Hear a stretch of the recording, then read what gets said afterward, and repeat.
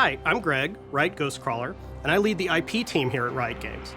When we talk about the IP, what we really mean is the world of Runeterra, the different regions in the world, the characters, and then the stories that go on around those characters. I want to tell you a little bit about our plans going forward for 2020. Now, if you think back to 2018, we used that as an opportunity to physically build out the map, like what does the world of Runeterra look like, and where are all these cities and places you've heard about.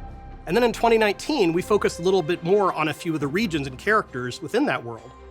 For example, when we released Silas into League of Legends, we used that as an opportunity to talk a little bit more about the relationship of Lux to Garen, and also Demasia's relationship to magic as a whole.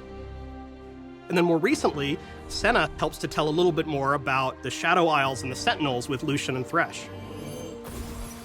In 2020, we're going to continue to move the story forward, and we're going to use the opportunity of the release of Set to go into Ionia. So you're going to see a few different things happening in Ionia in 2020, including the Zed Comics. On the topic of comics, we've been humbled by how many of you have read the stories so far that we've made with Marvel. We've done a series on Ashe and a series on Lux. And right now we're in the middle of a series on Zed, where for the first time you get to see behind the mask as Zed interacts with some of the other famous champions in Ionia. Following that, we're going to hop back and forth through time with one of my favorite champions.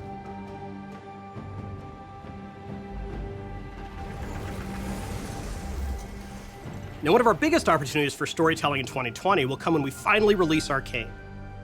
We talked a little bit about Arcane in the League 10-year celebration, but Arcane is the first animated series from Riot Games, where we follow the evolution of two of League's most famous champions as they grow up in the mean streets of Piltover and Zaun.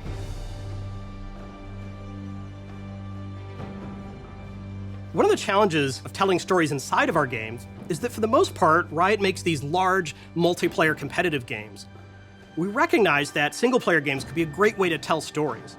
So the way we're going to try to tackle that is through something called Riot Forge.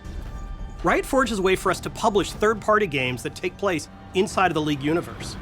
We've announced the first two games already. The Ruined King is a turn-based role-playing game, and Convergence is a platformer featuring a little bit of time travel with Echo. We really are excited about this project, and we hope that you get to experience the rich lore of League and Runeterra by the end of the year. During the League 10-year celebration, you may have noticed a few sneak peeks about our next tabletop game. We're excited today to announce Tellstones. It's a two-player bluffing game with perfect information. Variants of Tellstones are played throughout Runeterra, and we're working hard to make sure you feel like you're holding a piece of the Demasian one in your hands. We're really committed to exploring this space, so we've established a Riot tabletop team.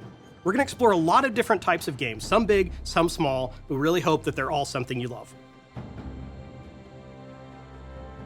So we're going to continue telling stories that connect the world and characters of Runeterra, both inside and outside of games. From comics to Tellstones, and even Riot Forge, we're always looking for more ways to bring you into the world. Speaking of which, as one last thing, I want to tell you about some short videos that we're going to release later this year. They take you around different places of Runeterra.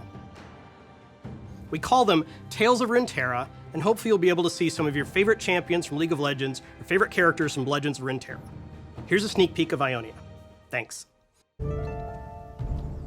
What happens when an outsider destroys the balance in this land? Is this another one of your riddles, old man?